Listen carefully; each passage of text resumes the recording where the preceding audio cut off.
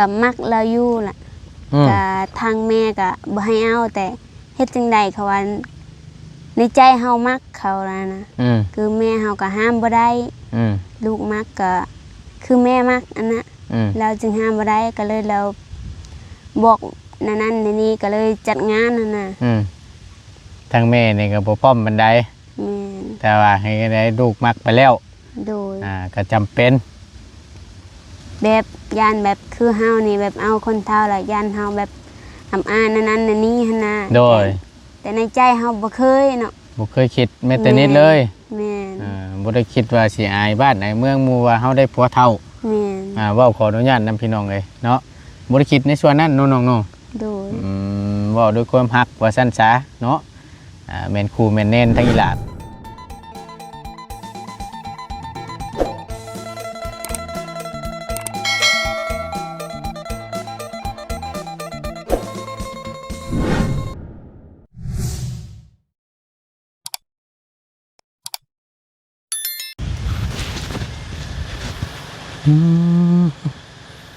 แปลนเติดบาทนี่เนาะคักแน่ดิมีแต่ว่าเก็บในช่วงที่ว่ามันโมใหม่นี้พี่น้องเนาะดินร้อนตอนหญ้าทางครอบครัวของประตูปืนแก๊ปว่าสั้นซะเป็นสถานที่ที่เรากะเกียมไว้สิปลูกเขาให้ในปีนี้บุหัวาสิได้เท่าไรแล้วเราอะจุดยังหากันแล้วเนาะสักเขาให้ปลูกมันน้ำคำมีก็ได้พี่น้องเลยเนาะเอากลับมาพบมาเจอกันกับประตูนเนาะมื้อนี้พี่น้องเลย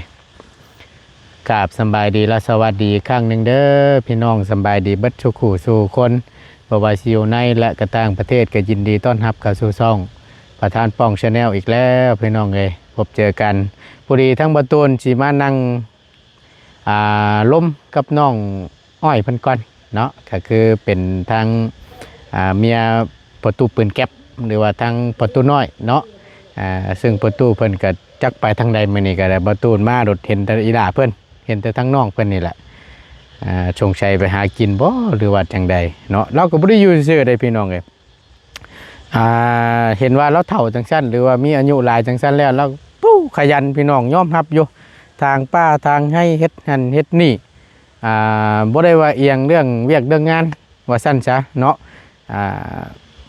ขยันทางประตูเพิ่นนี่ขยันพี่น้องหลายผู้หลายคนเพิ่นก็ว่าป้า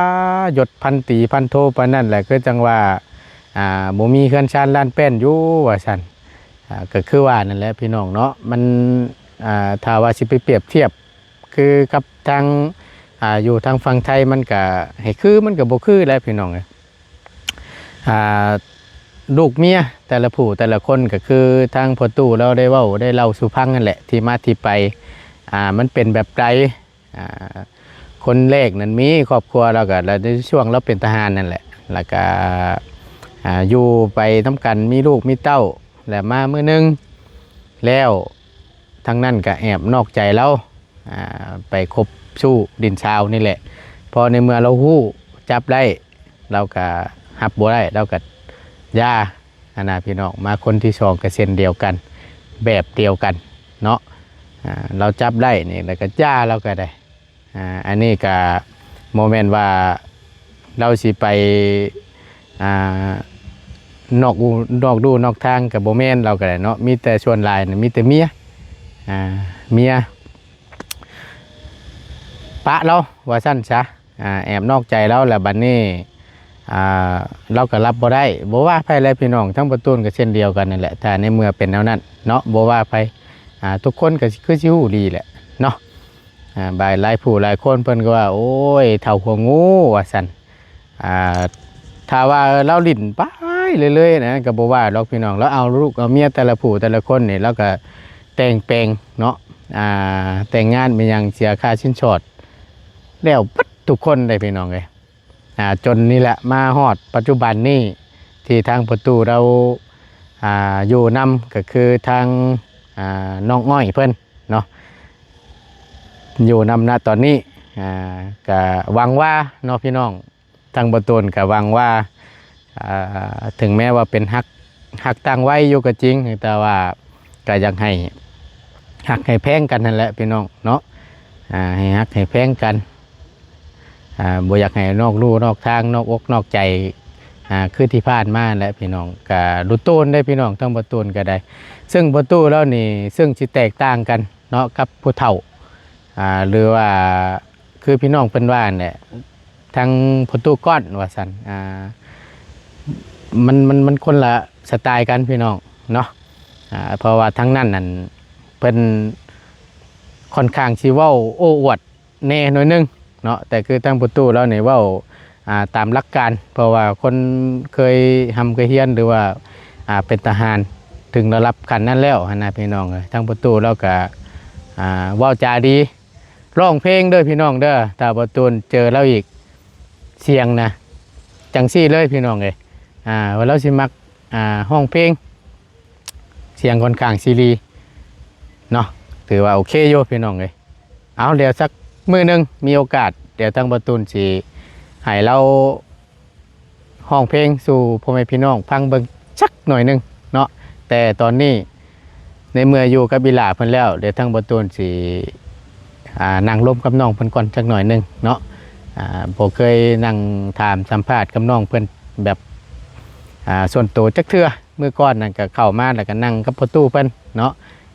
ก็ถามไปน้ำกันทั้งผัวทั้งเมียนะพี่น้องกับบันนี้แหละสิถามเบิ่งเนาะเจาะใจเด็กเพิ่นอีกสักครั้งนึงเนาะโมเมนต์ว่าหาคู่หาคิงหรือโมเมนต์ว่าสีนั่นดอกพี่น้องทั้งบ่ต้นกับหลายผู้หลายคนเนาะบ่ว่าแต่บ่ต้นล่ะหักต่างไว้นี่ซึ่งประตูเพิ่นก็60ปลายแล้วเนาะตั้งอีหล่าเพิ่น16ปีหั่นนะและเป็นจังไดมาจังไดหั่นนะพี่น้องเนาะเอาเดี๋ยวเข้าไปเบิ่งไปชมนำกันพี่น้องเลยไปมาบาดนี้พี่น้องบ่ว่าหลายใหญ่ห้างเนาะขออนุญาตบาดคำเด้อพี่น้องเด้อสบายดีน้องสบายดีกินข้าวแล้วบ่ยังอยู่เอาล่ะนิบไม้นี่นึงน้องอ้อยเพิ่นพี่น้องเนาะเอาอึ๊บนั่งซี่นี่ห่วยเพื่อสินั่งร่วมกับน้องเพิ่นแล้วนี่พอแห้งได้นี่เอาผู้ดีทั้งง่ายชื่อชมกับปิ้งไก่เด้อล่ะเด้อมาต้อนเอาล่ะขอบใจเด้อโดยทั้งประตูเพิ่นไปไสอ่ะนะก็บ่ฮู้คือกันแหละโทรติดแต่เราบ่รับโทรติดอยู่แต่บ่รับดื้อบ่เสือแขนยาวมาพี่น้องอยู่รถเนาะฮ้อนแต่ขอโทษขออภัยหลายๆเลียดไอ้ดิโทรติดอยู่แต่บ่รับสายแม่นแต่เช้าพุ่นได้บ่ละหากะไปนี่แม่นปืนแก๊ปเรายังอยู่บ่อยู่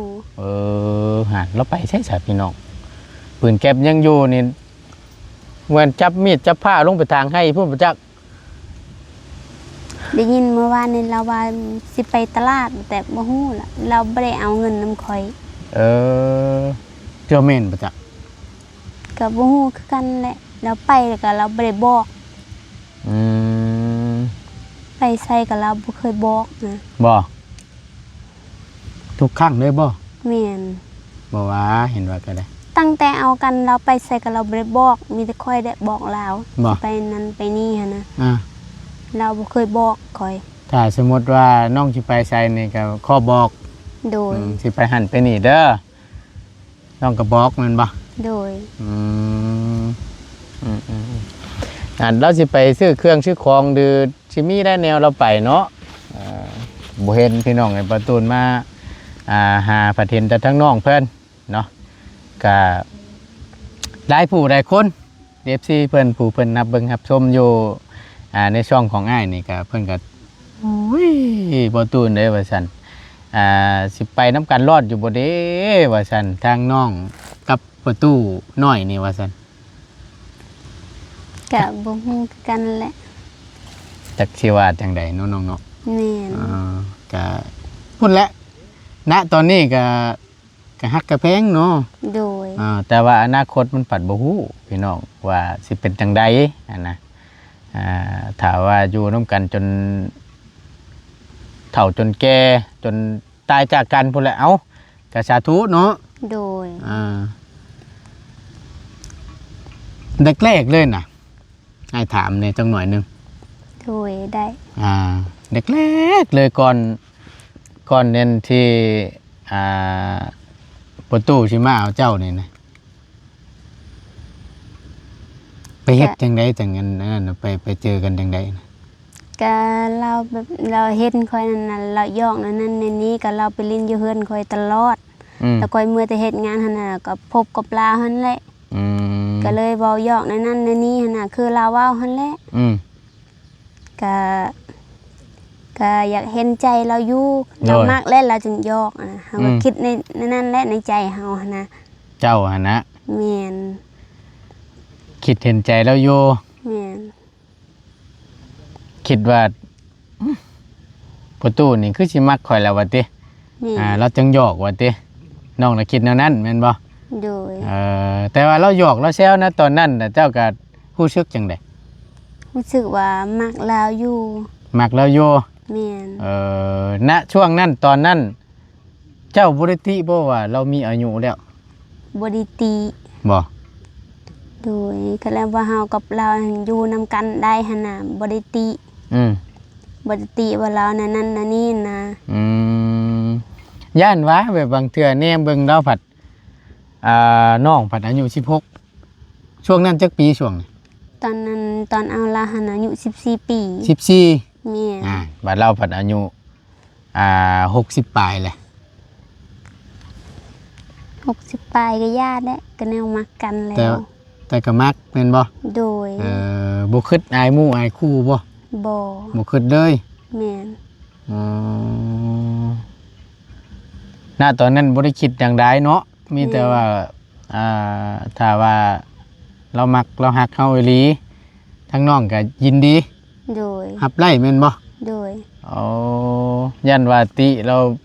เป็นผู้เฒ่าผู้โอ้หรือว่านู่นนี่นั่นบ่ได้ติเนาะฮักคือเก่าโดยฮักคือเก่าว่าต้นบ่เคยถามน้องเพิ่นแบบเป็นการชวนตัวที่จักเถื่อพี่น้องเอ้ยนั่งล้มกันมื้อนั้นก็มีแต่ถามประตูเพิ่นเนาะประตูปืนแก๊ป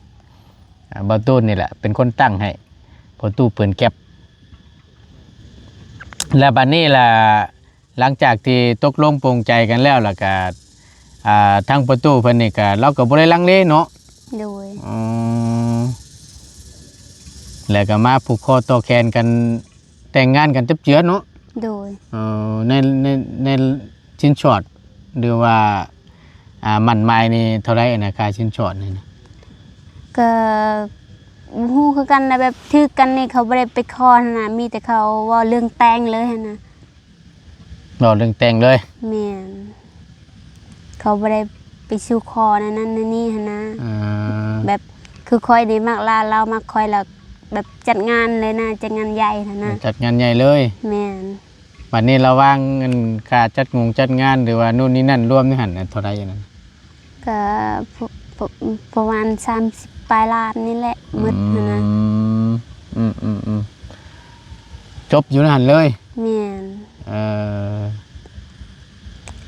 ก็บ่ได้มีหยังนอกจากหั่นก็บ่ได้มีหยังเบ็ดเช็ดเลยนะพี่น้องเอ้ย30ล้านว่าซั่นเนาะค่าชิ้นช็อตบ่ค่าอยู่ค่ากินเหล้าเบียร์นู่นนี่นั่นก็เอาง่ายเงินก้อนนึงนี่ไปมุทั้งแม่น้องหรือว่าทั้งพ่อใหญ่ทั้งน้องนี่แม่นจัดการอยู่ในงานหั่นเบ็ดเช็ดทุกอย่างเลยแม่นมันจบอยู่ในหั่นแม่นใครอยู่พี่น้องอันนี้แหละที่อันทางประตูเพิ่นมีครอบมีครัวแต่ละผู้แต่ละคนก็ได้เราก็บ่ได้ว่าเอาแล้วบ่แต่งบ่แปลงโมเมนต์ได้พี่น้องแต่งแปลงเฮ็ดถูกต้องตามฮีตของประเพณีบัดทุกอย่างเนาะก็บ่คือแบบว่าผู้อื่นนะเอาง่ายๆซะเพราะว่าคือทางประตูเรานี่ก็คือเว้าหั่นแหละมันสิว่าจังได๋ทางประตูเรานี่ก็เว้าเรื่องประสบการณ์เนาะหรือว่าในการทำการเรียนหรือว่าเราก็เป็นทหารคือว่านั่นแหละทหารก็คือเห็นแล้วตำแหน่งหรือยศอย่างของเราก็เราพาประตูขึ้นไปเบิ่งอยู่เหมือนนั้นก็ได้เนาะเมื่อมักเรายอดเป็นทหารนี่ประจักษ์ก็บ่แม่นว่านั้นขนาดเดี๋ยวนี้เราเป็นทหารคือว่าเราบ่ได้เป็นทหารก็เฮ็ดกันแล้วมักกันแล้วก็ถือว่าใส่แน่นเฮาแล้วหั่นน่ะเราสิเป็นอีหยังก็ย่าเฮามัก บ่ได้ติ ณตอนนั้นเป็นทหารหรือเกษียณออกมาแล้วบ่เป็นทหารก็มักคือเก่า โดยมักคือเก่า คิดจะว่าเป็นสายแน่นเฮาเนาะ แม่น เว้าจับเจือไอ้ถามจับเจืออันนี้เว้าขอโทษนํพี่น้องเอ้ยอายุน้องเพิ่นก็ซ้ำนี่หั่นนะมีอยู่บ่แบบเว้าแบบมาซอกแซกอันแชทหาโทรหาทางเจ้านั่นก็ บ่มีแต่หมู่อยู่ในโทรศัพท์ นอกจากโทรศัพท์เลยสิบางเทื่อไปหันไปนี่มีอยู่แบบผู้เว้าเพิ่นมาแซวมาเด่น บ่มีมีแต่หมู่ ยันว่าบางเทื่อไปพ่อเพราะว่าแบบเพิ่นหยอกเพิ่นหยังจังซี่นะ บ่คือเฮาไปก็เขายอกเฮาก็ว่านั้นวันนี้สิเขาว่าเฮามีครอบครัวแล้วมีผัวแล้วนั้นอันนี้หั่นน่ะเขาก็บ่กล้ายอก ถึงแม้ว่าผู้บ่าวผู้แป้วหรือว่าผู้คนเพิ่นแซวหยังก็เฮาบอกว่ามีครอบครัวแล้วเพิ่นก็ย้าเนาะ แม่นคือแบบเฮานั้นแบบเฮาบ่ได้ปิดเลยนะความลับเฮาแบบเปิดเลยนะความลับเฮา โดยมีก็ว่ามีเนาะน้องเนาะ แม่นมีก็ว่ามี ถ้าบ่มีก็ว่าบ่มีเนาะ แม่น บ่ติไผได้นี่พี่น้องเอ้ยถ้าหากว่าเนาะคือทางอีหล่าเพิ่นนี่ไปนอกใจลูกใจผัวบางเทื่อเว้าขออนุญาตนำไปว่าพ่อผู้เว้ามันตรงทางปัดผู้เว้าแซวทั้งนี้ก็แซวไปนํนี่มันก็อันผู้ผัวฮู้มันก็บ่คักปานใดเด้เนาะ แม่น แต่ก็บ่อยากให้เฮ็ดนั่นพี่น้องเอ้ยเพราะว่ามันบ่ถูกบ่ต้องนั่นแหละเอาง่ายๆซะเนาะ แม่น มันถูกไผก็บ่ดีทั้งเทื่อผัดคือทางน้องนี่สมมุติว่าประตูเราเป็นคือน้องนี่ก็ไปแซวไปหาหยอกชาวซ้ำน้อยไปเรื่อยๆนี่เครียดกันเด้เนาะ แม่น บ่ดีได้ตัวนี้พี่น้องเอ้ยเอาก็ดีแล้วเนาะให้ฮักให้แพงกันไว้เนาะ ดู ถึงสิเป็นจังใดถึงแม้ว่าประตูเราอายุหลายก็ยาเนาะ ดู ให้เบิ่งแย่งฮักแพงกันจนพุ่นละตายจากกันพุ่นละเอาง่ายๆซะพี่น้องเอ้ยเพราะว่ามันเป็นครูเป็นแน่นเฮาเลยซะเนาะ ดู เป็นครูเป็นแน่นเฮาเลยก็คือความฝันของประตูนี่กันเราก็อยากมีลูกว่าซั่นซะพอได้เสริมนอต่อแนวเราก็ว่าแนวนี้เนาะบัดยามเฒ่าโอมาอย่างหน่อยก็พอให้มีลูกเนาะเบิ่งแยงตักน้ำตักในสู่กินว่าซั่นอันนี้ก็บ่ติเพิ่นพี่น้องเลยก็แม่นความประตูเพิ่นอยู่ดอกเนาะคือทั้งน้องก็พร้อมอยู่บ่ซำบัดนี้ พร้อม พร้อมอยู่ ดู พร้อมยังมีลูก ดู อืม พร้อมยังมีลูกให้เขาบ่อยู่ อ่า แต่เฮ็ดได้เฮาแบบก็คือว่าแหละเดี๋ยวนี้เฮาก็กำลังสิแบบหาหากยากินนั่นแหละเดี๋ยวนี้พร้อมยังมีลูกให้เขานะ ก็บ่ได้ว่าเฮาก็บ่ได้ว่าคุมกำเนิดบ่เนาะ บ่ แต่ว่าคือทางน้องเพิ่นนี่ผัดเว้าขอโทษนํพี่น้องเอ้ยมดลูกบ่ดีสิบ่ แม่น อ๋อมดลูกบ่ดีเลยเกี่ยวกับภายในของน้องเพิ่นแหละมันยังบ่ดีแหละรักษาอยู่ว่าซั่นเนาะน้องต้มฮักไหม้บ่ โดย กินฮักไหม้อยู่นะตอนนี้ แม่นกินหักไม่แม่เฮาเองน่ะ หาแกกินนี่บ่ โดย บ่ได้เคยไปหาหมอเถื่อบ่ เคยแต่ก้าวหนามไปตลอดแบบเวลามันเป็นหนามมันเจ็บแบบมันบิดมันเจ็บแล้วนะเฮาก็หากออก สร้างเป็นเนาะ แบบมันเจ็บหนามมันบ่ได้เจ็บบอนอื่นมีแต่มันเจ็บอยู่ในท้องน้อยเฮานะ มองเลียวเลย แม่น หลังจากที่ได้กินฮักหมงฮักไหม้แล้ว อาการดีขึ้นอยู่บ่ ก็ดีอยู่เดี๋ยวนี้นะมันบ่ได้คือแต่เก่าแล้ว เจ็บอยู่แต่บ่แห้งสิบ่ แม่น อ๋อเอากะนี่ละค่อยกินไปค่อยรักษาไปนั่นแหละเนาะ ดู ให้มัน มันเช้าก่อนพี่น้องเลยคือทางประตูละว่านั่นแหละถ้าในเมื่อน้องเพิ่นเช้าแล้วปกติแล้วถ้าว่ายังบ่มีลูกบ่มีเต้าน้ำกันนี่ก็แม่นอยู่น้ำประตูเพิ่นพุ่นละบาดนี้แม่นอยู่น้ำประตูเพิ่นเนาะอาจสิทางกายสุขภาพเพิ่นบ่แข็งแรงการมีส่วนได้บาดนี้ถ้าว่าน้องเพิ่นเช้าหั่นนะถ้าในเมื่อน้องเพิ่นบ่เช้าคือณตอนนี้เฮาก็ยังบอกบ่ได้ว่าทางไผบ่สมบูรณ์เนาะแม่นก็มีแต่ว่าให้ดีให้เช้าไวๆเด้อโดยให้อยู่ดีมีแห้งนั่นล่ะเนาะก็ย่างบ่ได้แท้ก็ขอคนหนึงเราพอได้เบิ่งได้แยงเราเป้าหมายเราตั้งไว้นั่น2คนเราว่านะเนาะโดยสิได้อยู่บ่จากเลยก็บ่ฮู้คือกันเลยตามเบิ่งคือสิบ่ได้แหละคนนึงก็อ่านบ่รอดคนนึงก็แทบสิบ่รอดแล้วว่าติเอากับพังเบิ่งเนาะก็เว้าบุญวาสนามีเพิ่นได้มาเกิดมาอยู่นำฮักชายเช้าก็เว้าบ่สร้างแล้วบ่เนาะเทื่อพัดอันมีให้ก็มีเห็นว่าก็ได้เนาะเอาก็นี่ล่ะพี่น้องก็ประมาณนี้เนาะที่มาที่ไปทางอีหล่าเพิ่นก่อนสิมาพบฮักทางประตูเพิ่นก็ไปลิ้นอยู่เพื่อนเจ้าติเพิ่นก็แซวอยู่นั่นล่ะบ่แม่นแซวไปแซวมาเราแบบเราได้หยังเราก็ให้เฮานะแบบยามมีเงินมีคำหั่นนั้นเราก็ให้ยามได้ของกินอันนั้นอันนี้เราก็มาให้ตลอดนะก็ยอกันแบบนั้นแบบนี้หั่นน่ะเฮาก็คิดในใจเฮาว่าคันแม่นผู้อื่นหั่นน่ะเขาบ่ให้ง่ายดอกเงินเรื่องคำนี่ย้อนละมักและเราจึงให้หั่นน่ะโดยก็คิดอยู่ในใจว่ากับมักเราอยู่ล่ะก็ทางแม่ก็บ่ให้เอาแต่เฮ็ดจังได๋เขาว่าในใจเฮามักเขาล่ะนะคือแม่เฮาก็ห้ามบ่ได้ลูกมักก็คือแม่มักอันน่ะเราจึงห้ามบ่ได้ก็เลยเราบอกนั่นนี่ก็เลยจัดงานนั่นน่ะทางแม่นี่ก็บ่พร้อมปานใดแต่ว่าให้ได้ลูกมักไปแล้วโดยก็จำเป็นแบบยานแบบคือเฮานี่แบบเอาคนเฒ่าล่ะยานเฮาแบบอำอานั่นนี่หั่นน่ะโดยแต่ในใจเฮาบ่เคยเนาะบ่เคยคิดแม้แต่นิดเลยแม่นบ่ได้คิดว่าสิอายบ้านไหนเมืองหมู่ว่าเฮาได้ผัวเฒ่าแม่นเว้าขออนุญาตนำพี่น้องเลยเนาะบ่ได้คิดในส่วนนั้นน้องๆโดย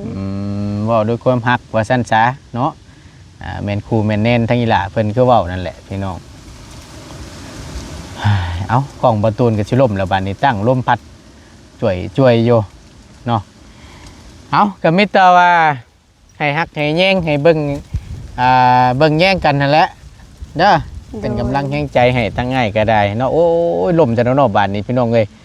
ประตูนตั้งกล้องเอาล่ะเนาะลมพัดลงเลงอยู่โอ้ประตูแล้วจะไปหากินประจักษ์จะแหละคันชั่วว่าเราไปหากินน่ะเราต้องเอาไปได้ปืนหั่นบ่ยันลงไปใส่มงใส่มองประจักษ์บ่เบ็ดเราก็ยังเราบ่เคยใส่มงมีแต่เราใส่เบ็ดแล้วมีแต่เราเลาะไปยิงแต่ว่าปืนแก๊ปน่ะยังเนาะยังมองนี่บ่เคยใส่จักเทื่อบ่ใส่แต่เบ็ดใส่แต่เบ็ดแล้วก็ใส่แต่กระแตบเจ้าว่าปลาชูไข่บ่แรงประจักษ์เคยก็บ่ฮู้คือกันแหละโทรไปติดแต่เราบ่รับสายยันมีแล้วหม่องเราไปเนาะเอาลองโทรเบิ่งบ่ได้เด้อน้องเด้อดูตักเราไปทั้งใดว่าฉันทั้งเมียกับบ่ฮู้ก็ได้นั่งโอ้ลมกับน้องเพิ่นเนาะก็ยันไปหากินนั่นแหละเบิ่งนี่ก็ได้ทำบ่ไปหากินก็บ่ได้เด้เราตกแรงมาเพิ่นบ่มีแนวกินหน้าก็มันนี่เนาะเอาโอเคขอบใจทั้งน้องหลายๆเด้ออยู่ดีมีแฮงให้เศร้าไวๆเด้อมาบัดนี้อันไม่ไอ้มันนี่โอเคพี่น้องเลยเอากะนี่แหละเรื่องราวที่มาที่ไปของน้องเพิ่นกะสิประมาณนี้เนาะกะด้วยความหักด้วยความหักความแพงใส่แน่นก็ว่าได้พี่น้องเลยกะบ่ว่ากันเด้อพี่น้องเด้อเนาะกะเฮ็ดจังได๋ซะบุญวาสนาของน้องเพิ่นและก็ประตูเพิ่นที่ได้มาพบมาเจอกันเนาะ ก็จังใดก็เป็นกำลังแห่งใจให้ทั้งสองพายพี่น้องเอ้ยทั้งน้องและพ่อตู้เพิ่นเนาะ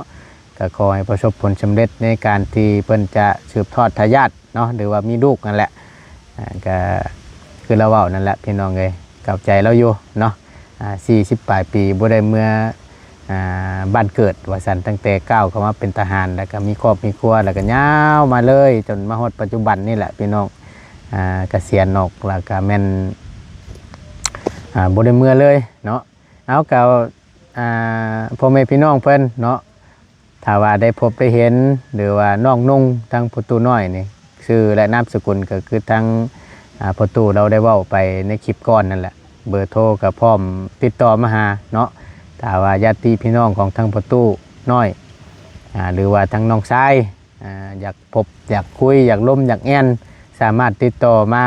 หาทางประตูก็ได้หรือโทรไปหาเบอร์เราเองก็ได้พี่น้องประตูได้บอกให้อยู่ในคลิปเปิดก่อนพูดเนาะพี่น้องเนาะก็สิประมาณนี้พี่น้องเลยเอาขอบบุญขอบคุณในไลน์พี่น้องอยู่ดีมีแห้งพบเจอกันคลิปหน้าเนาะทางบนตูนก็จะได้ไปเวียกต่อบาทนี่เนาะขอบบุญขอบคุณในไลน์สุขภาพร่างกายแข็งแรงเด้อพ่อแม่พี่น้องเด้อสำหรับคลิปนี้บนตูนและน้องอ้อยลาไปก่อนพี่น้องเลยสบายดีเด้อพี่น้องเด้อไปล่ะไปสบายดีพี่น้องก่อนเด้อโดยป้าพี่น้องโอ้อากาศร้อนแท้ๆนี่โอ้ยเนาะ